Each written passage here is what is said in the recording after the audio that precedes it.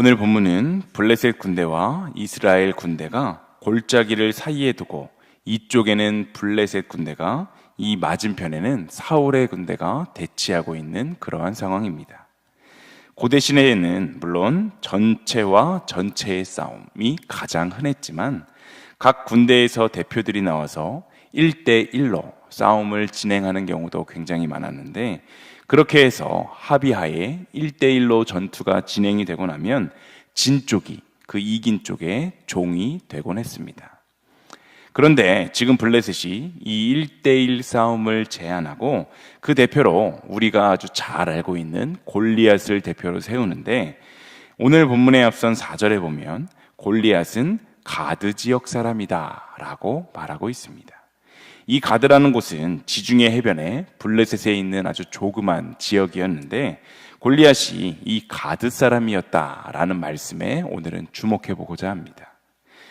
여호수아가 하나님의 뜻을 따라서 백성을 이끌고 가나안 땅에 진입할 때에 그 땅은 아무도 없는 곳이 아니라 원주민들이 이미 살고 있었던 곳이었는데, 그들은 바알신과 몰렉신을 섬기는 가나안의 7지파였습니다. 특별히 가드, 가사, 아스돗은 이 세 곳은 블레셋의 세 꼭지점으로 실질적인 요충지였는데, 여호수아서 11장 22절에 보면 여호수아가 가나안 땅을 거의 다 점령하고 전쟁을 끝낼 때 성경은 가드와 가사와 아스돗에만 약간 남았더라 하고 뭔가 여운을 남기면서 말을 마치는 것을 우리는 볼 수 있습니다. 이 말은 이스라엘 백성들이 가나안 땅을 하나님의 명령대로 열심히 정복하다가 가드와 가사, 아스돗의 백성들은 완전히 진멸하지 않고 약간 남겨두었다, 이런 말인데, 그 이유가 과연 무엇이었을까요? 그것은 그들이 인간적인 생각으로 그 지중해 해변의 작은 성, 그 정도 몇 개 남겨둔다 할지라도 자신들에게는 전혀 위협이 되지 않을 것이다 라고 판단했기 때문입니다. 오늘날 성서학자들의 말에 의하면 그곳은 블레셋 전체를 100으로 이야기했을 때 그 세 곳은 한 2% 정도밖에 되지 않았다고 합니다. 그런데 우리가 반드시 기억해야 하는 것은 하나님께서 이스라엘 백성에게 가나안을 정복하라 라고 말씀하셨던 것은 세상적인 힘의 논리로 그들을 제압하라는 것이 아니라 하나님의 약속을 굳건히 믿고 하나님만을 의지함으로 한 걸음 한 걸음 걸어 나가라 라고 말씀하셨던 것이라는 사실입니다. 특별히 하나님께서는 가나안 족속의 그 땅을 정복할 뿐만이 아니라 그곳에 살고 있는 가나안 백성들을 완전히 진멸하라, 모조리 무찔러서 죽여 없애라 라고 명령하셨는데, 바로 이것이 하나님께서 명령하셨던 그 전쟁의 가장 큰 첫 번째 원칙이었습니다. 그런데 처음에는 분명 하나님의 은혜로 전혀 이길 수 없을 것만 같아 보였던 그 가나안 족속과의 전투에서 계속적인 승리를 거두다가 차츰 시간이 지나니까 그들은 교만해져서 자신들이 힘이 강하고 자신들이 전쟁에 능하기 때문에 그 전쟁에서 계속하여서 이기는 것이다 라고 착각을 하게 된 이 이스라엘 백성들은 결국 가드, 가사, 아스돗, 불과 2%밖에 되지 않는 그 땅은 굳이 하나님의 말씀처럼 진멸하지 않아도 되겠다라는 그렇게 생각해서 그곳을 남겨두게 되었는데, 바로 이것이 그들의 크나큰 영적인 실수가 되어서 이 작은 교만이 그들에게는 눈덩이처럼 부러져서 결국 돌아오는 모습을 보게 됩니다. 사실 이스라엘의 이 전쟁의 승리도, 또 그들이 누리고 있었던 그 평화도 모든 것이 하나님께서 허락하셨기 때문에 가능했던 일이었습니다. 물론 그들이 처음부터 주님의 말씀에 온전히 순종하지 않았던 것은 아니지만 차츰 시간이 지날수록 그들은 교만하여졌고 하나님이 주시는 그 평화와 하나님께서 주시는 그 승리를 자신들의 힘으로 누리고 있다 착각하게 되었습니다.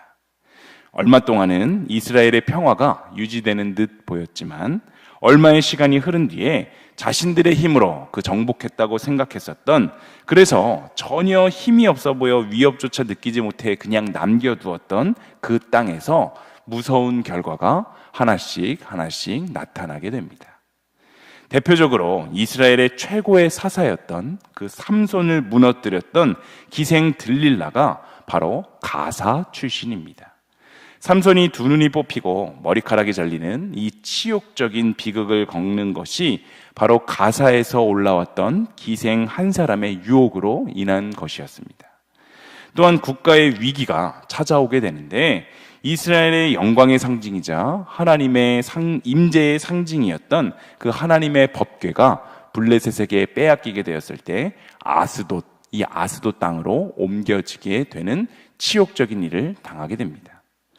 결정적으로 오늘 본문 사무엘상 17장에서 이스라엘의 군대를 조롱하고 있는 이 골리앗이 바로 가드 출신입니다.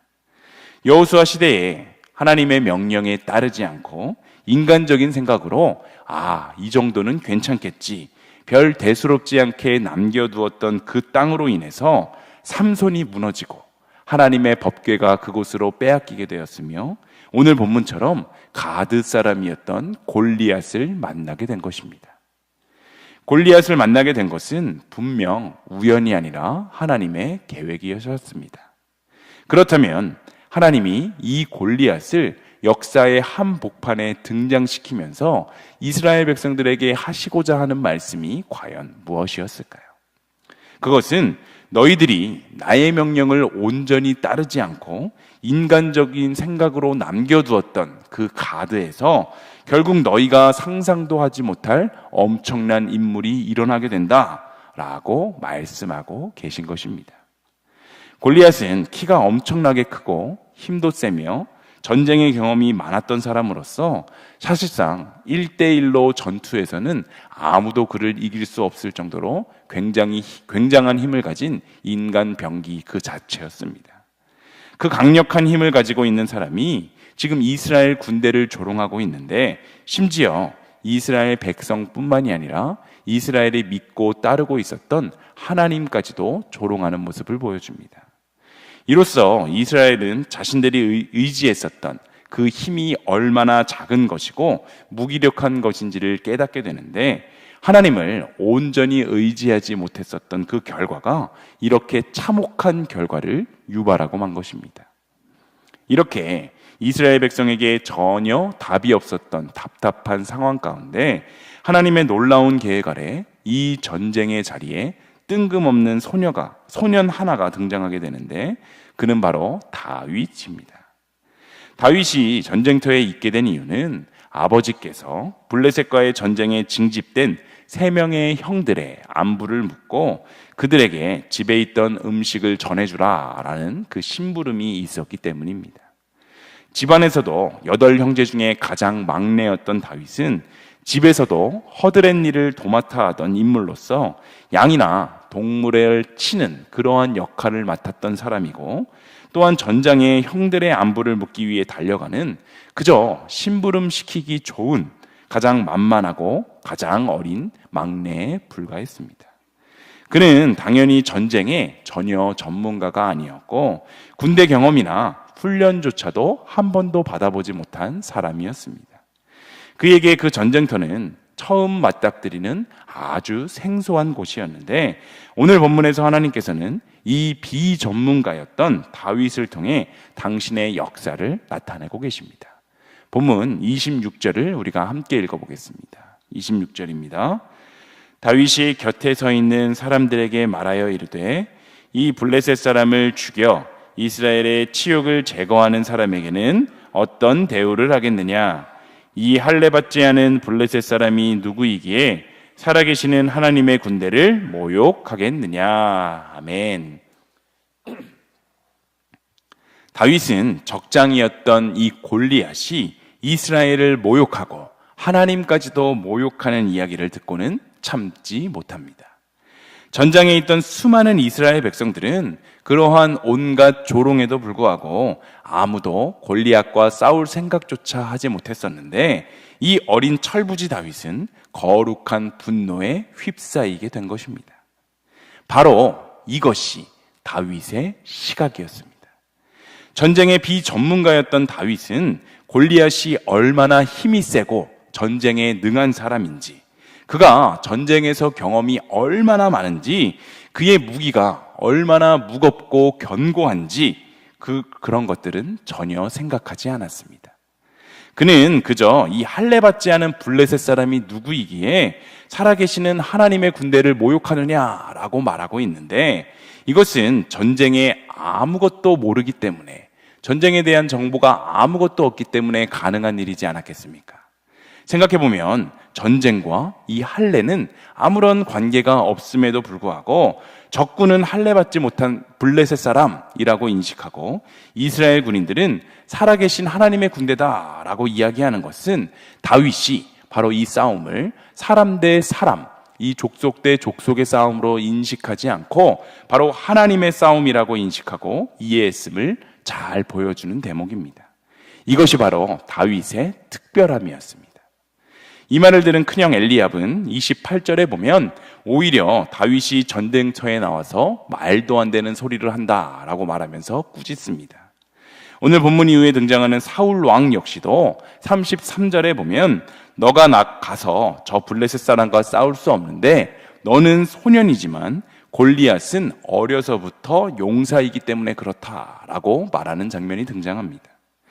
큰형 엘리압과 사울은 전쟁에 많은 경험이 있었던 사람이었고, 특별히 사울은 전쟁의 전문가다라고 말할 수 있는 사람인데, 바로 그 전문가의 시선으로 볼 때 골리앗의 경험과 그의 피지컬에서 오는 강함에 눌려서 아무것도 하지 못하고 그저 벌벌 떨 수밖에 없었던 것입니다.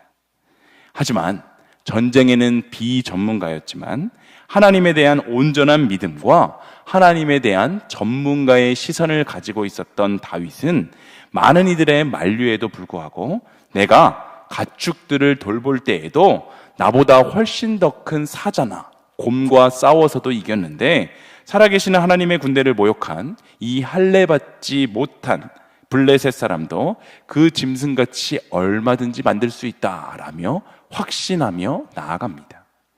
이 말을 들은 사람들은 사실 얼마나 어이가 없었을까요?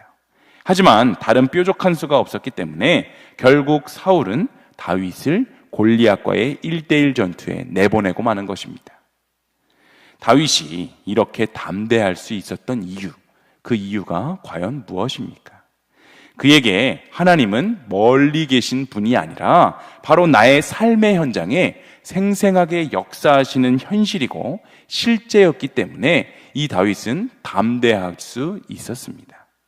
그가 삶의 현장에서 사자와 곰을 맞닥뜨렸을 때 그것들의 힘과 크기는 전혀 상관이 되지 않았는데, 왜냐하면 언제나 그 상황 가운데 하나님을 의지하고 나아가기만 하면 하나님께서 자신을 붙들어 주셔서 그 맹수들의 공격에서도 언제나 승리하게 해주심을 생생하게 그는 경험하며 살았었기 때문입니다. 일상의 삶에서 하나님과 항상 동행함으로써 이러한 경험들이 쌓이고 쌓였을 때 골리앗이 아무리 힘이 강하고 크고 무서운 존재였다 할지라도 그에게는 하나님에게 맡기기만 하면 맹수의 위험에서도 얼마든지 승리했던 것처럼 하나님께 맡기고 골리앗과 싸움을 싸우게 된다면 그 전투에서 반드시 승리하게 될 것이다 라는 확신이 있었습니다. 하나님의 함께 하심에 대한 이 일상의 숱한 경험이 없었던 사울은 그저 눈앞에 맞닥뜨린 현실 앞에서 자신의 힘으로 할 수 있는 것들을 무엇이든지 해보면서 최대한 대비하려고 해보았지만 결국 아무것도 할 수 없음에 좌절하고 말게 됩니다. 하지만 다윗은 일상의 삶에서 언제나 하나님과 동행함으로 그러한 삶을 살아내었고, 그 하나님께서 지금도 나와 함께 하셔서 이 눈앞에 있는 어려움을 얼마든지 극복하게 해주실 것이다 라는 확신을 통해 적진 앞으로, 그 큰 골리앗 앞으로 한 걸음 한 걸음 걸어 나갈 수 있었던 것입니다. 바로 오늘을 살아가는 우리들의 믿음이 이 다윗의 담대한 믿음과 닮아지기를 소망합니다. 이 세상에서 수많은 어려움 앞에서 내 힘으로 이것들을 해결해 보려고 안간힘을 쓰다가 좌절하고 절망하는 인생이 되어버리는 것이 아니라 삶의 작은 일에서부터 하나님께 내어 맡길 때 승리하고 우리가 이기는 경험을 쌓아가며 인생의 큰 위기의 순간에도 하나님이 나와 함께 하셨던 그 숱한 경험들을 바탕으로 하나님께 모든 것을 내어 맡기고 의지하며 한 걸음 한 걸음 담대하게 우리의 삶의 걸음을 내디딜 수 있는 우리 모두의 모습이 되었으면 좋겠습니다. 이 세상에서의 전쟁은 나의 실력 또 나의 스펙으로 감당하는 것이 아닙니다. 하나님을 믿는 우리들은 이 세상에서의 전쟁을 담대하라 내가 세상을 이기었노라 말씀하신 이 주님의 말씀에 의지하여서 전진할 수 있는 신앙적인 용기와 기계가 필요합니다. 다윗의 이 뿌리 깊은 하나님에 대한 신뢰가 오늘을 살아가는 우리들의 삶에도 가득 넘쳐나게 되어서 일상의 삶 가운데 우리에게 어떠한 고난과 고통의 문제가 찾아온다고 할지라도 담대하게 승리하며 살아가는 일신교회 모든 성도님들이 다 되시기를 간절히 소망합니다.